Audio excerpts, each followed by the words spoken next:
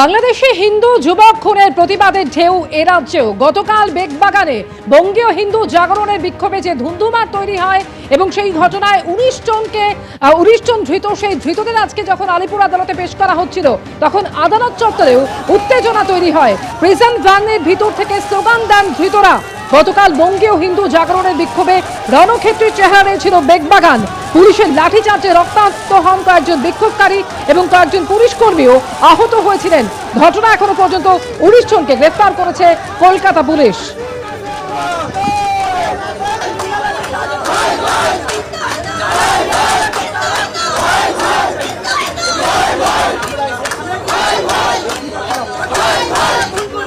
বাংলাদেশে হিন্দু যুবকের খুনের প্রতিবাদে বিক্ষোভ দেখানোর সময় যে ১৯ জনকে গ্রেফতার করা হয় তাদের আজকে কোর্টে তোলা হচ্ছে এবং এই সময় আমরা দেখতে পাচ্ছি বিক্ষোভ চলছে, স্লোগানিং চলছে। আলিপুর কোর্ট লকআপের সামনে বিজেপি কর্মী সমর্থকরা তারা কিন্তু বিক্ষোভ দেখাচ্ছেন এবং যে সময় সেই ১৯ জনকে নিয়ে আসা হয় আমরা দেখতে পাচ্ছি গতকাল বঙ্গীয় হিন্দু জাগরণের বিক্ষোভের সময় কিন্তু রণক্ষেত্র হয়ে উঠেছিল বেগবাগান এলাকা এবং পুলিশের সঙ্গে ধস্তাধস্তি এবং সেই সময় কিন্তু কয়েকজন বিক্ষোভকারীরা আহত হয়েছিল, তাদের উপরে লাঠিচার্জ করা হয়েছিল। সেই ঘটনায় ১৯ জনকে গ্রেফতার করা হয় এবং আজকে যখন তাদের আলিপুর কোর্টে তোলা হচ্ছে সেই সংগঠনের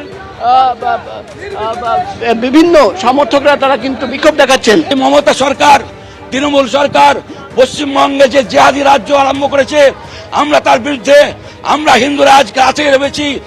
আমাদের নিঃশর্ত মুক্তি দিতে হবে। আমাদের ২১ জনকে এখনো পর্যন্ত এই কলকাতা পুলিশ নন অ্যাভেলেবল সেকশনে অ্যারেস্ট করে রেখেছে। ১৮ জন, তার মধ্যে মহিলা আছে, বয়স্ক লোক আছে। কি নির্লজ্জ পুলিশ! ১৯ জনকে কোর্ট লকআপে তোলা হচ্ছিল। একদিকে যেমন প্রিজন ভ্যানের ভেতর থেকে যাদের গ্রেফতার করা হয়েছে তারা স্লোগান দিচ্ছিলেন এবং বাইরে হিন্দু জাগরণ মঞ্চের যে কর্মী সমর্থকরা তারা কিন্তু বিক্ষোভ দেখাচ্ছিলেন, স্লোগান দিচ্ছিলেন। এই সময় কিন্তু আমরা দেখতে পাচ্ছি ঠিক লকআপের সামনে এখনো কিন্তু বিক্ষোভ চলছে এবং তাদের একটাই দাবি যে নিঃশর্ত তাদের কিন্তু রিলিজ করতে হবে। ক্যামেরায় উজ্জ্বলের সঙ্গে প্রকাশ সেনা, এবিপি আনন্দ, কলকাতা। বাংলাদেশে দীপু দাস খুনের ঘটনায় প্রতিবাদের আঁচে রাজ্যে এবং গতকাল যে বিক্ষোভ দেখানো হয় বঙ্গীয় হিন্দু জাগরণের তরফ থেকে সেই ঘটনায় ১৯ জনকে গ্রেফতার করা হয় এবং আজকে আদালতে পেশের সময়ও উত্তেজনা তৈরি হয়, স্লোগান দেন ধৃতরা এবং এখনো পর্যন্ত শুনানি শেষ হয়েছে বলে খবর পাওয়া যাচ্ছে। রায়দান আপাতত স্থগিত রেখেছেন বিচারক।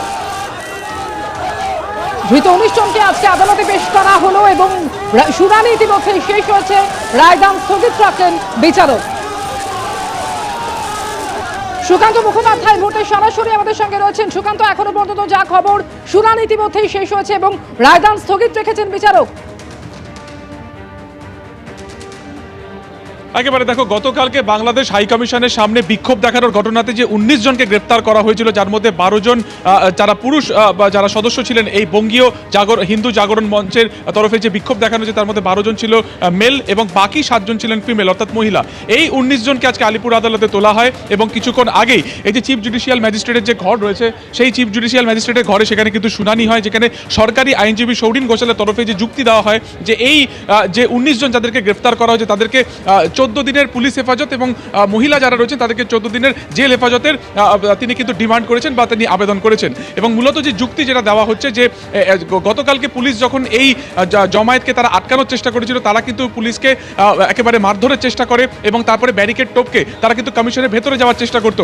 যদি পুলিশ তাদেরকে না আটকাতো তাহলে সেক্ষেত্রে কিন্তু দেশের নাম বদনাম হতো, কারণ এটি দেশের মধ্যে বাংলাদেশের হাই কমিশন রয়েছে, সেখানে হামলার মতন একটা নক্কারজনক ঘটনা ঘটতো এবং সেই কারণে এই ১৯ জনকে গ্রেপ্তার করা হয়েছে এবং তাদেরকে কেন পুলিশি হেফাজত চাওয়া হচ্ছে, সরকারি আইনজীবীদের যুক্তি যে এদেরকে জিজ্ঞাসাবাদ করে আরও যারা এই গোটা ঘটনার সাথে যুক্ত রয়েছেন তাদেরকে গ্রেপ্তার করা অত্যন্ত প্রয়োজন। অন্যদিকে যারা অভিযুক্তদের হয়ে আইনজীবী যারা ছিলেন তাদের বক্তব্য হচ্ছে যে এই ১৯ জনের কোনো রকম তাদের যে জমায়েত ছিল সেটা কিন্তু একবার শান্তিপূর্ণ ছিল, তারা কোনো রকমভাবে হামলা করেননি এবং এই ১৯ জনের বিরুদ্ধে অ্যাটেম্প টু মার্ডার অর্থাৎ খুনের চেষ্টা সহ সরকারি সম্পত্তি নষ্ট সহ একাধিক অভিযোগ কিন্তু করা হয়েছে।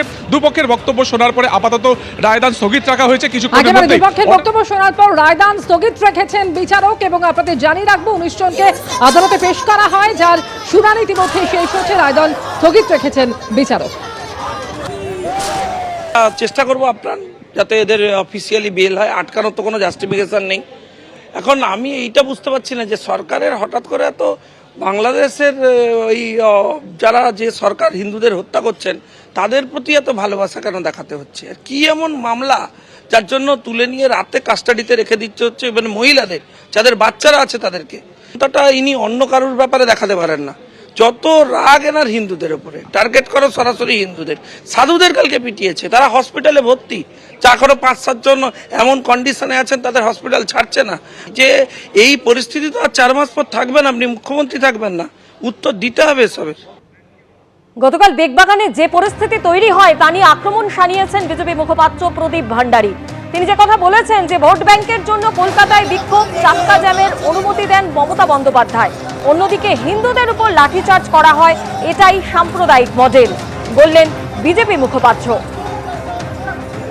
অন্যদিকে পাল্টা আক্রমণ শানিয়েছেন তৃণমূল মুখপাত্র অরূপ চক্রবর্তী। आज पश्चिम बंगाल में मां, माटी, मनुष्य तीनों में एक भयंकर गुस्सा है, क्योंकि जहां एक तरफ अपने वोट बैंक को ममता बनर्जी कलकत्ता में सड़कों पर प्रोटेस्ट करने का अधिकार देती है, चक्का जाम करने का अधिकार देती है, वहीं दूसरी तरफ हमारे हिंदू भाई पर, हमारे साधु संतों के ऊपर लाठी चार्ज होता है। ये विडंबना नहीं, ये सबसे बड़ा कम्युनल मॉडल है जो देश में सिर्फ इकलौते राज्य जहां पे ये प्रैक्टिस हो रहा है उसका नाम है पश्चिम बंगाल। क्योंकि ममता बनर्जी की सरकार, कट्टरपंथियों को उन्होंने अपनी सरकार को आउटसोर्स कर दिया है। গতকালকে কলকাতায় বাংলাদেশ হাই কমিশনের সামনে যখন অশান্তি চলছিল তখন সঙ্গত কারণেই কলকাতা পুলিশ বাংলাদেশ হাই কমিশনের সামনে ক্লিয়ার করার জন্য ব্যারিকেডিং করে এবং অশান্ত জনতাকে রোখার জন্য ন্যূনতম বল প্রয়োগ করা প্রয়োজন সেটুকু করেছে। তাতে আজকে দেখলাম বিজেপির কেন্দ্রীয় নেতৃত্ব তারা বড় বড় ডায়লগ দিতে শুরু করলেন। তো আপনার দিল্লি পুলিশ কার? অমিত শাহের। দিল্লির সরকার কার? বিজেপি, রেখা গুপ্ত। কেন্দ্রীয় সরকার কার? আপনার নরেন্দ্র মোদীর। তাহলে দিল্লিতে যখন বাংলাদেশ হাই কমিশনের সামনে এই একই ঘটনা ঘটলো, দিল্লিতে অমিত শাহের পুলিশ ঠিক কী কাজটি করলো? ওই একইভাবে লাঠিচার্জ করে বের করেছে। কারণ মাথায় রাখতে হবে হাই কমিশন, এমবাসি এগুলো আন্তঃরাষ্ট্রীয় সম্পর্কের সাথে জড়িত। আজকে বাংলাদেশ দূতাবাসের মধ্যে যদি কোনো অশান্তির আগুন হয় তাহলে তার জন্য মুখ পূর্বে ভারত সরকারের। এই সস্তার রাজনীতি করতে চাওয়া বিজেপি নেতারা না বোঝেন আন্তঃরাষ্ট্রীয় সম্পর্ক, না বোঝেন কূটনৈতিক দৌত্য, না রাখতে পারেন ভারতের সম্মান। এবিপি আনন্দ, এগিয়ে থাকে, এগিয়ে রাখে।